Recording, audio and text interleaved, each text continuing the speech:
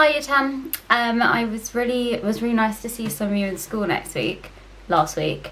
So this week we're not in school, obviously you're going to do French and Spanish instead, but I'm just going to film something for you, so hopefully this will make more sense when you do it on Show My Homework. So today we're going to do Anne of Cleves. Now she is Henry VIII's fourth wife. Remember, Jane Seymour was his third, and she gave birth to his only son Edward, and then she died due to complications in the labour. So Henry does now need a new wife, because it kind of just looks bad if you don't have a wife when you are king and you are running an important country. So he also has a problem in that the leaders of France and Spain, Francis I and Charles V, are sort of plotting against him because of the changes he's made to the Catholic Church, and they want to run a Catholic invasion and potentially invade Britain. So this kind of serves two parts here. So he needs a new wife because he needs to have another son. Edward is still a baby, and you need an heir and a spare in case one dies, which Edward actually does. So he's still up for having some more sons, and he needs to have another wife for his prestige, his, status in society. So Cromwell suggests that he marries Anne of Cleves, who is from Germany, and they would create a strong alliance if they married. And so he's like, okay, not really that into it, but fine. Remember, he really liked Jane Seymour. He's probably, grieving after her death.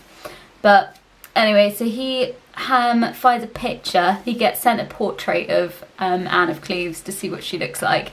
They never met until they decided to marry. It's basically like Tudor Tinder. So he gets sent this portrait of her, and he's like, yeah, she looks alright, think I'll marry her. And they moved on quite a lot in Tudor times to scrolling through Tinder. But anyway, so he meets her, and just like Tinder, doesn't live up to his expectations. He says that she's the Flanders mare, she looks like a horse, and he says, I like her not. And he's like really annoying about it. Remember, this is after his jousting accidents. He's really grumpy, Henry, all the time.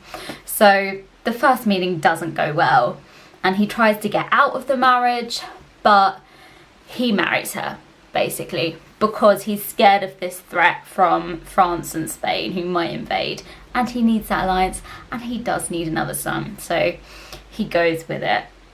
Now things move on, and France and Spain actually fall out with each other, so they decide not to invade. So now Henry doesn't actually need the Anne of Cleves alliance at all, so he gets an annulment.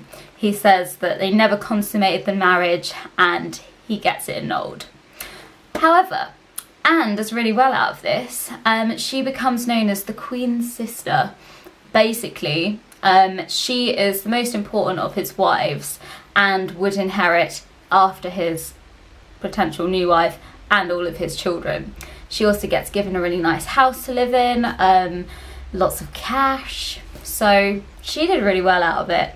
And I should think so too, because Henry was like, no, I don't like you, you're ugly, and don't need you anymore because France and Spain aren't going to invade. So that was the whole kind of disaster of that marriage, really. And by the end of the year, he is now married to Catherine Howard, who he's met and he's fallen in love with. So he's tearing through the wives now. And the key point about Anne of Cleves is that Cromwell suggested that he should marry her, and he set it all up. It didn't work, and that is the start of Henry falling out with Cromwell and Cromwell's downfall, which we're going to do tomorrow.